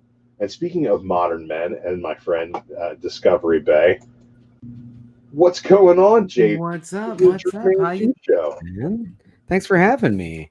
Oh man, I got an open link out there. Anybody wants to hop on and hang out, This is you great. definitely do so. This You is know, I great. decided I This- was going to go live today. This is the sweet, sultry sounds of Drew Manchu. Oh, you just thanks, buddy. working the voice today, yeah. Very nice. That's just what Very it nice. sounds like. I'm not trying. Very cool. How's So you're the just hanging quarantine out? going on out there, bud? So interestingly, I went to the UPS store to pick up some books that. So there's the pile of books that I just picked up from the UPS store, and I said, you know what? While I'm there, since it's right next to the grocery store, let me just grab a cart, run in, and grab a few things. I'm down to a half a loaf of bread, and let's just kind of roll through here. I got the last loaf of bread. There was no milks of any kind, no eggs milks. of any kind, You didn't no have eggs almond of milk? any kind. No, there was no almond milks. No, duck dude, eggs? there was no eggs There anywhere. weren't giant ostrich eggs? Each of these sections has a sign that says, please limit one per customer, but they're all empty. The entire row where any of the paper goods was, from paper towels to toilet paper, was completely empty. And I got one loaf of bread and checked out. I was like, Check all right. yourself out. Check out. No, I didn't, because I had a rant on here about a half hour ago about self-checkouts. No, I didn't do the self checkout. I just hate feel that when the robots take over, man. That's exactly what I feel, man. At the McDonald's over here, they've got the kiosks now, like in the airports. I don't mind those so much. Well, I do, because now there's nobody like working there at the counter, and it drives me freaking crazy. When I just need to get an extra sauce packet for my daughter, and there's nobody going to come to the counter, because there's nobody who's normally working the counter. All they do is just kind of deliver the food when it comes out. I don't like it. See, I feel like I'm ranting every time I go into a McDonald's and I go up to the counter, like I work customer service, right? And I work food service. Like, big thing for me is like smiles, right? Yeah. I don't look like a smiley guy, right? Mhm. Like, but at the same time, it's like, hey, how you doing today? Right? That makes you want to spend more money. That's I always thought so, right? And a friendly demeanor. Like, if I approach somebody at a counter with a friendly demeanor, I'm hoping that they return that favor, and it's a better experience for the both of us. Right? Absolutely. So yeah. I try my best as a customer to go into things with a positive attitude, Absolutely. positive outlook, positive result, right? And I'll tell you, a smile goes a long way too.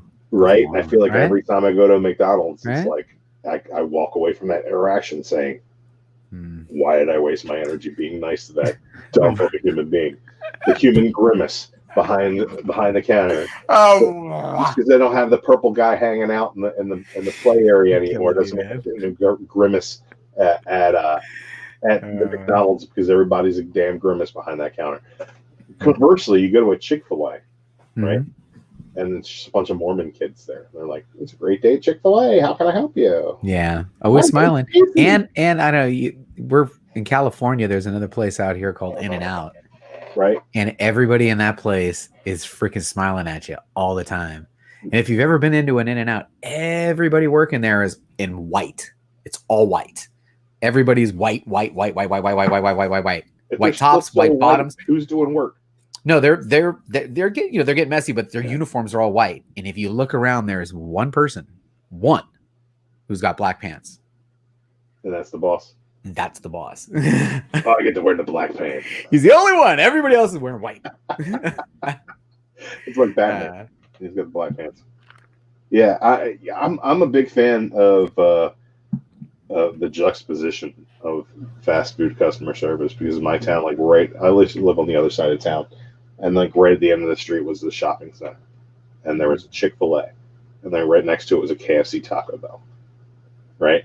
And it's like you go to the Chick-fil-A, and it's like 40 Bible study kids thanking you for spending $12, right? Right. And then you go to the Oh my KFC goodness. Taco Bell, and it's just this kid who smells like swag weed, like hanging out with a No, we ain't got that.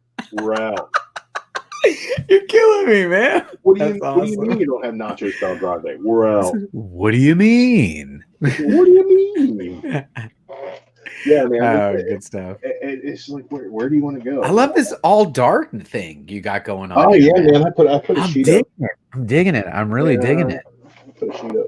No, it looks good though. It's clean and it's cool. So, what camera are you using? You using that 0922? No, I'm just using the webcam right now. But I got the one I got was I picked up this 1080 Pro. Yeah, that's the one I have. That's the exact same one. Stream. 0922. Is that what it says? I think it's the 0922. I don't know. Anyway, I don't Make see sure- any numbers on it. check your audio. I want to see what in StreamYard, if you're on this or if you're on the No, mic. If you're on the camera. I'm on my blue. You sure? Yeah, Okay. Get closer to it and get loud. yeah, I'm gonna go out. No, you're not on I'm it. not You're not on it. really. You're not. Check it. Check your audio. Oh, I'm on the Pro Stream over there. Are on the Pro Streams Wow, that's audio. not good. That's not good. Change it. Now let's Can hear you what hear you me talk now? about. I can hear you, but It's not clear. there was just a little. There's just a little distance to it. That's why I wanted you to get closer to the mic. Oh, how about now? Oh, now you sound fantastic. Oh, an hour 31 minutes. Now he goes into the. See, that's the thing is I never changed that. Isn't that? I mean, cool? I can. Yeah, I got this over here is hooked up, but I'm not. Hey, what do you mean? Let's see. I have been summoned. He said, I love it. So What's now, Drew, going on there, buddy? You sound Gee, great Gary. now. Yeah, now now I see- you're cooking. Yeah, let's try a different Yeah. angle here. Now you're cooking. 91 minutes, and hey, I think you're using the wrong mic. I've only been in Oh, this look at me! I got a different camera angle now. Perry, dude. I've only been in the stream for like 10 minutes. Come on, man. What do you mean? There we go. There's the over-the-shoulder look. That's great, dude. I Right? love this setup. This is gonna be good. Perry, come on, hop on here, Perry. Yeah, Perry, hop on here, buddy. I mean, what the hell, bro? Does Perry not have the link? I could send it to him. I have the link. Yeah, and I send can Perry send the it to link. him. Send Perry the link. What's up, Perry? All right, so let's see. We'll go here, and we Oh, hold on, I'm gonna go off cam for a minute. you got Vamp for a minute there, JB. it. Oh, now after you tell me to do a task, all right. So now I'm gonna wait for the task. Instead of doing the task, I gotta mention. So I go down to the center, and the UPS center is getting all the packages, and the place is kind of quiet, ghost town. There is one other person in there, and this guy comes out like in a full blown hazmat suit. I mean, he's got the Bane mask on and everything. Oh, you have a package. It's like, all right, man, cool. And he's got the gloves on and everything. Yeah, JV had a package, man. So I'm gonna do a little unboxing here. I was maybe thinking the top of the hour, but if Drew's gonna keep going for a little while, who knows? We'll see. At some point, I'm gonna open some of these packages, and in this group of packages, let's give you a preview. Are you feeling better there? Yeah, man. My dog was All right. coming in. I've got I got this thing up A-OK. here, and A-OK. the door is right over here, and I had to let the dog in the door, so I had Gotcha. to move the curtain, and he's Perry's naked cleaning his house right fuck my shit up. now. Perry's naked cleaning his house. Yeah, Perry. Don't get that All right, link no worries. if you're naked. Yeah, I'm just gonna pass on getting that link for you then, brother. But Yeah, I no ended naked up Perry. I got an A-OK here from Rob Boswell, and I can't wait to open that. A-OK from Rob Boswell. It's kind of feeling like there might be a T-shirt, and man, he's been talking about this, so we'll see. What else is in here? Oh, Biggie Shack. Biggie Shack sent me a few books here. My. These are the books that he was willing to trade for acquiring that Grail, which he just actually unboxed not 30 minutes ago, I think, or maybe an hour ago. He actually Really? So I unboxed it. missed it. I was lying. Yeah, he couldn't wait. He sent me the link. I'm in the shopping center. I'm like, dude, how much? And he's on. I mean, I got the link, and then Biggie Shack's live, and I was like, oh. I did the same thing. I was like, Yeah. I told Seawood, I'm like, I'm gonna go live at 4, and then I didn't bother setting anything up until 4:15. I got books from Jay Blitz. Oh yes, I feel that some of my check mark. I'm going to get some check marks on my collection. I've been working on cataloging my collection here, and Doomed Comics. Anytime I get something from Doomed Comics on Instagram, it's good. Also, yeah, Doomed Comics. Oh man, I do not recognize this name. What's the name? Bill Harnett in Newport, Rhode Island. I don't. Yeah, I don't Doesn't ring a recognize bell. that name. Doesn't ring a bell. might be a new. Oh man, this is heavy. Oh, Old Wolf. I think this is a trade. I believe this is a Damn. I've been trading. I love the It's a heavy trade, bro. The trade. Well, I sent him 52 books, so 52 books kind of thing. Hey. So I don't know if there's The new 52. 52. The new 52 books, and then the last one is from Drew. There you go. Isn't there? Oh man, the Drew. It's a little light one there. There's only a Yeah. single book in there. There's only one thing in there. Yeah, I think I'm It gonna shouldn't be ship too that heavy. in front of everybody there. I wish you lived East Coast. It would have cost me like $5 to send that to you.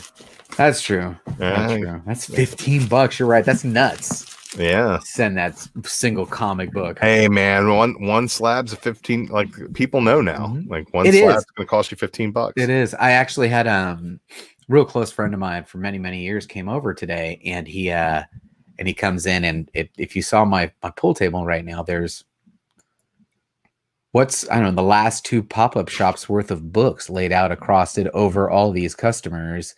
At one time it was 33. Now with the outer ring covered, it's probably closer to 40 different claims over the last 2 pop-up shops. And we've given away. That's what happens with the free books, man. Yeah. More What was claims come out. I think we've given away 240, 300 and 300. It was like 355. 355 That books was are laid Will out on fell my up pool yesterday. table right now. 355 books laid out on my pool Ain't no table. billiards going on over there in And JB land. No, and he walks in, he goes, "What the hell is this, dude?"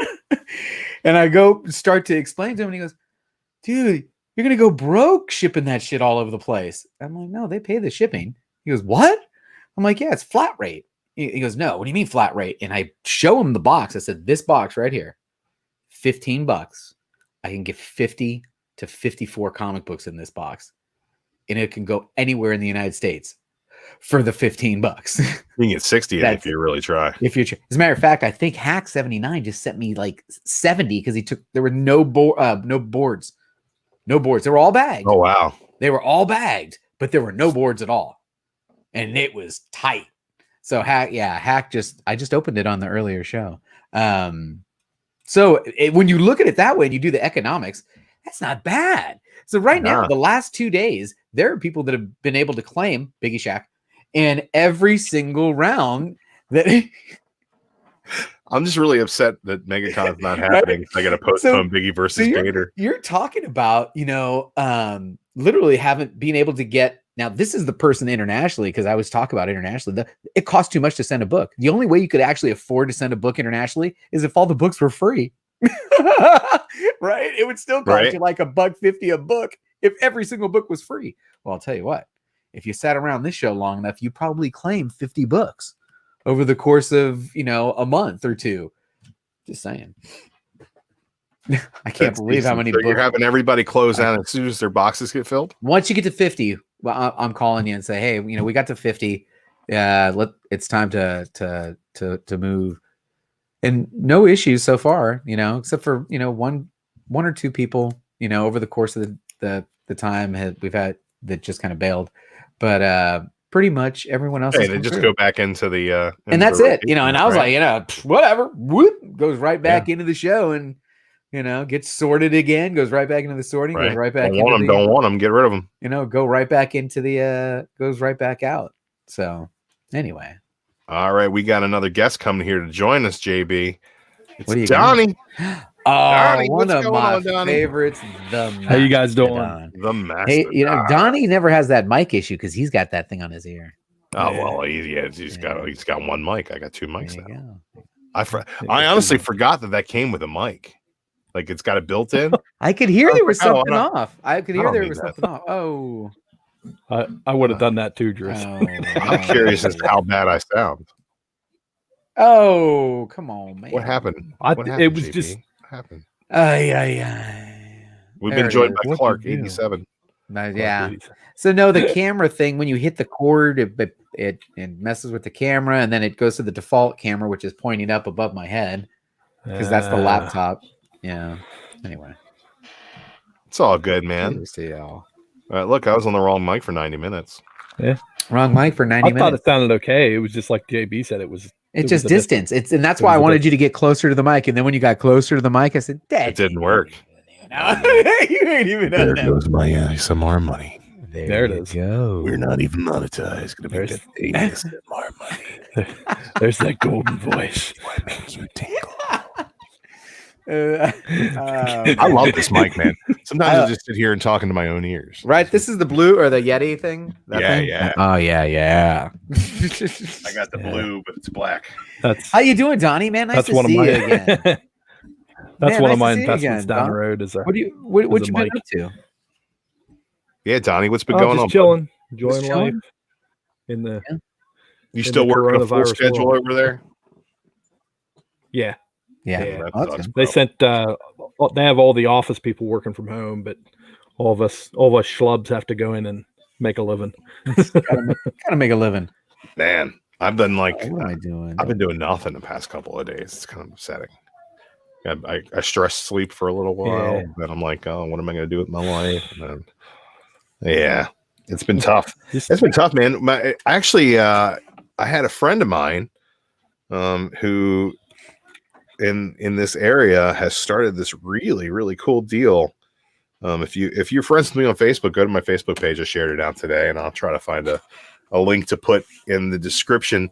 But it's basically a spreadsheet they put together of all the service professionals in the area who have like a following, and our Venmos and PayPals. So if people want to, say, hey, I can't go to the bar and see my regular bartender, let me throw them $5 on Venmo. We can do it that way, which is really cool. My kids. They're Oh man, it's all good. So yeah, that's a pretty cool deal that they put together for us, and I'm excited. Made a couple bucks doing that, but it's not, really the it's kind of like a charity thing, but like at the same time, just kind of like, hey, yeah. if you know somebody who would like to give a couple bucks and they don't know where to put it right now, this is a place to put it in the hands of your bartenders and your servers and the people who take care of you on a regular basis. We're currently out of work, which really sucks. It's really terrible. Oh, there. So I'm doing all kinds of different things to try to find a new path, and at least until the it all blows over. But it sounds like it's going to be a lot longer than originally thought, which I think is just overkill in a lot of ways. But you want to be safe. You want to make sure that people aren't doing anything stupid, and grandmas aren't out there, huffing Corona in the Walmarts. Yeah. My grandmother posted something on Facebook the other day. She's like, I went to the grocery store. Like, why the hell would you do that? You're in your 80s. Like, exactly. I told you to stay inside. Like, but my mom called me yesterday, and my dad has been in auto body all his life, and we have our family garage, and he was meeting a guy to get he's bringing his vehicle up to get work done on it. And he's making fun of me because I had some packages and I left them on my porch because I wanted to wipe them off. He says, well, what good's that going to do? And then what's he do? Him and the other guy shake hands. I said to my mom, I said, you tell both of them I'm going to beat their ass. might as well kiss them on the mouth at that rate. Yeah, so my grandmother posted on social media that she goes to the grocery store, and then my girlfriend's like, you shouldn't have done that. Drew will go for you. I'm like, all right, first of all, let's not go too far. But yeah, I would have gone to the grocery store for my grandmother. Just don't volunteer me for it. Let me reach out and do that myself. Yeah, man. So did you read any good books this week, Mastodon? I don't know if I technically say good, but What'd you read that you would say you recommend? Don't Don't say V for Vendetta because that shit's getting buried. No, yeah. What is winning? What's in the lead? Right now? Probably, You know what? I'm going to pull it up right now. Let's pull. I'm going to pull it up right now.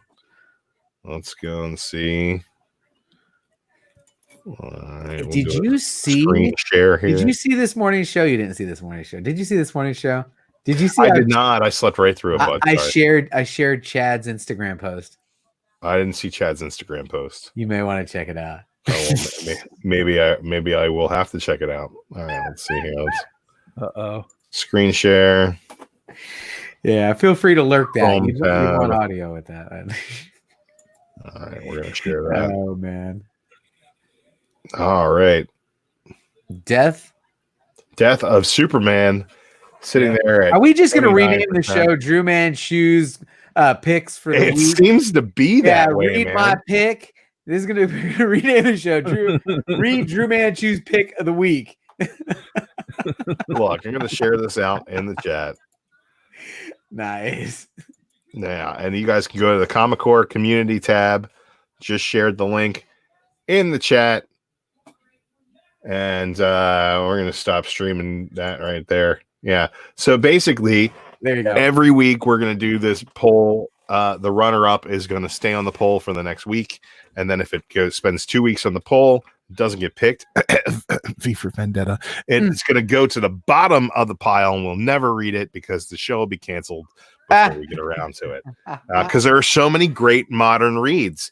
There are so many great modern reads out there, and that's I was saying before you hopped on here, JB, that Modern Men is my favorite show to do every week because we're actually reading these books. Like we're, everybody wants a statue, everybody wants a great cover, everybody wants the Marvel Legends figure or the pop figurine, but like, what made these characters popular in the first place? Story.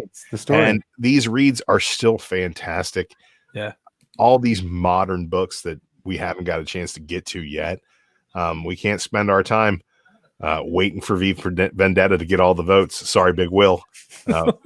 Maybe we'll have to do a special show just for V for Vendetta at one point. Oh my god. But like when something hits that poll now, let the people speak on it. Let the people choose. Yeah. I love that, man. I love that we're getting people involved. See what set up that community tab for the first vote last week, right? And we were like, oh, maybe we'll get 14, 15 votes. Maybe How many we 30. get? Dude, we got like 60. Like 60 votes on the damn thing. Like, it was first time wow. out. So and those votes piled in quickly on the this week's version, which we got like a little over 24 hours left on the poll.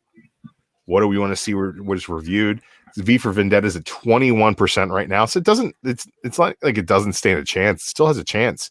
Death of Superman, 29% right now is in the lead. V for Vendetta is in second place with 21.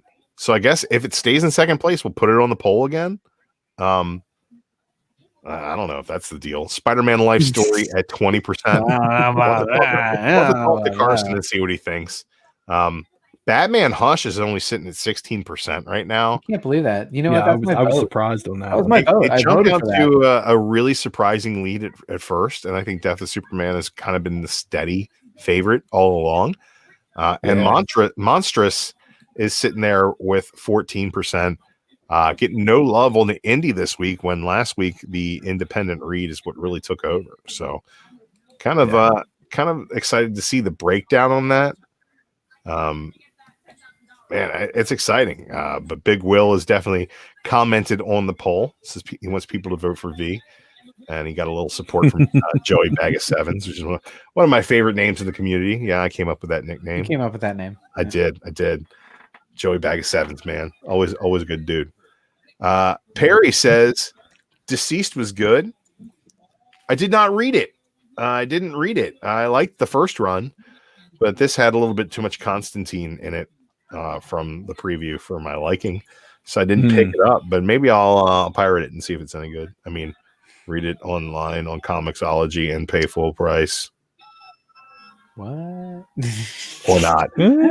Perry also said he just got into Gideon Falls, loves it so far. I've been reading that as it comes out, and like, dude, yes, one of my favorites. Man. That book is creepy, oh my god, and weird, and Love perfectly it. paced. The Sorrentino art really matches Jeff Lemire's style of storytelling.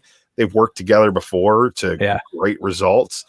And in this one, he gives Sorrentino a lot of story credit because he kind of writes the Marvel method. Which I heard they do that, which is really cool. I dig it. Really creepy book about alternate universes and dark forces. Yeah. I'm gritting my teeth on this little hiatus. I mean, it's like a portal story that's not a portal story. It's really strange. It's definitely worth checking out. But Donnie's gonna hate that I say this right now because he loves Gideon Falls, but Black Hammer's better. Black Hammer? Black Hammer's better. Black Hammer. I know. Black Hammer was fantastic. Me and Misexplained have this argument all the time. He's like, I love Lemire. And I'm like, yeah, Black Hammer. He's like, Gideon Falls. I'm like, nah, Black Hammer. He's like, Gideon Falls. Nah, man, Black Hammer. One of these days, I'm going to hit up the omnibus or whatever you want to call it. And dude, you're run through that. Time. There are new Black Hammer stories being told every week. Yeah, it's growing as a universe. You should have jumped on. I know. I first told you about it. What, 2 years ago? I know. How long have you been talking about this? I know. You're out of your element, Donnie. I am out of my element. You know what, Drew? I gotta set up my stream here. It's gonna be coming up here at the top of the hour. I'm gonna unbox some of this stuff, so I'm gonna bounce and just click on this quick thumbnail and set up a stream. And if you're interested, I'll put the link in the Modern Men. Come on, pop. Definitely, yeah. I'm gonna wrap. You've been on for 2 hours, so you may want to go to the bathroom or something. I don't know. I'm gonna wrap it up. Yeah, I'm gonna get something to eat. It's been 2 hours for me. Donnie, I'll catch you later. All right, later. Thanks, man. See you, JB. Yeah, Donnie, you got to get on that Black Hammer, man. I know. A buddy of mine was talking about all the one shots. See, they do all these miniseries that tie in but don't tie in a really great way. Yeah. So everything's kind of like tertiary related, but at the same time, you don't need any of the other stuff to really get a full experience out of it. And that's one of my favorite things about it. You can read Cthulhuese without reading the other stories. You can read the other stories and completely skip Cthulhuese. So just because there are little nuggets that tie everything together doesn't mean they're all essential, but man, it's a lot of fun. Great universe they built there. Yeah. I was gonna say it's a whole broad universe. Yeah, and it's like one of those things like as it takes on more meaning every time something kind of pops up. Which is kind of the opposite of a lot of the shared universes where the more Easter eggs that pop up, the less meaning they have. I think the MCU kind of has this kind of deal to it where when you first saw Easter eggs in those Iron Man films, you're like, oh my God, what are they going to do? And now you realize that some of those Easter eggs are just there to be Easter eggs. Right. It's like Howard the Duck showed up in Guardians and he also showed up in Endgame. Yeah. But like he didn't have anything to do. Right. So it's like, okay. Like kind of the more Easter eggy something feels, the more you know that they're not actually going to do anything with it. But I think that Black Hammer kind of has the opposite effect where the more Easter eggs you get, the more you realize that, they can go in any direction with this thing. Oh, yeah. Kind of broadens the whole scope of everything. And kind of instead of narrowing it down to be like, well, they did Nova Corps, so what is the thought process that we're gonna get a Nova movie anytime soon? And I know that people are all specking on that Nova #1. And that's a good spec book, but I really don't see how they're gonna tie Nova in anytime soon. I think that if they were gonna do it, they kind of missed the opportunity to do it.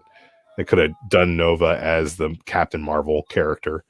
Yeah. Endgame, right? Nova could have done the whole, I'm out in space protecting things, I'll show up in 2 or 3 scenes deal. Yeah. But they use Captain Marvel for that, and I'm a fan of Brie Larson as Captain Marvel and what they did with her in those movies. But I think that was the perfect opportunity for a Nova cameo, and they kind of missed it. Yeah. Yeah, it is what it is, man. Right. I see it all sprinkled in there, and I think we're kind of getting to the realm of all the new properties, all the Fox properties coming in, where those Easter eggs might actually perk you up and get you excited for things again the way that they used to. It's a whole new realm of possibilities, and now that they're waiting till 2020 to release any of these, or 2021 to release any of these movies, I think they said that you're gonna do what it is. Yeah. You're gonna enjoy them when they come out, and they might be doubled up next year. Yeah. Every 2 months you get a Marvel movie. Oh my God. Holy That's shit! chaos. I can't wait for Friday nights. Yeah, about it. I mean, I work in a restaurant right next to a movie theater, so the more people go to the movie, the Yeah. more people are coming to eat. The more people come and eat, the more money I got. The more popcorn I can buy when I finally go and see that movie. So, Yeah. I'm excited for the whole deal. I think the Disney Plus stuff is probably going to get pushed out ahead of schedule, and I think that we're going to get a whole lot of on-demand stuff, and then it's going to be a whole lot of those. I've never taken advantage of it before, but they're doing the things where they do like simultaneous digital and theater releases. Mm-hmm. And you can pay like $20 for like a one-time watch. It's like a really expensive rental. But hey, you get ahead of the crowd and you get to see a new movie. And if you get to do it in the comfort of your own home in your underpants, doing whatever illicit substances you like to do when you're not in public.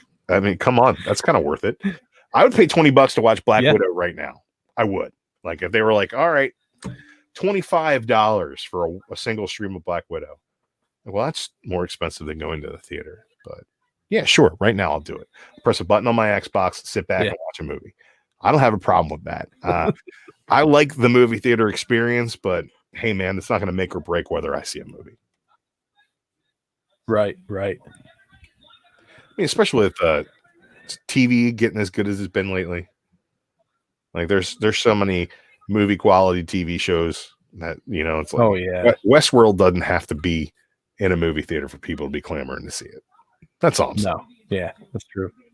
Speaking of, that first series opener was confusing as hell, and I got to catch up. I figure out what the hell's going on with these robots. Growing theme in this stream is robots and how they're exciting, but I don't want them to take over, and I don't want robots ringing up my groceries because it's too much effort for myself. On that note, Donnie, I think I'm going to wrap up. Shit. Thanks so much for hopping on here and hanging out for the last couple minutes. Thanks for being in the chat earlier and giving me somebody to talk to. Yep. Scott Evans he hadn't been in the theater in a while, man. Scott Evans, don't go to a theater now. You'll get the corona. Yeah.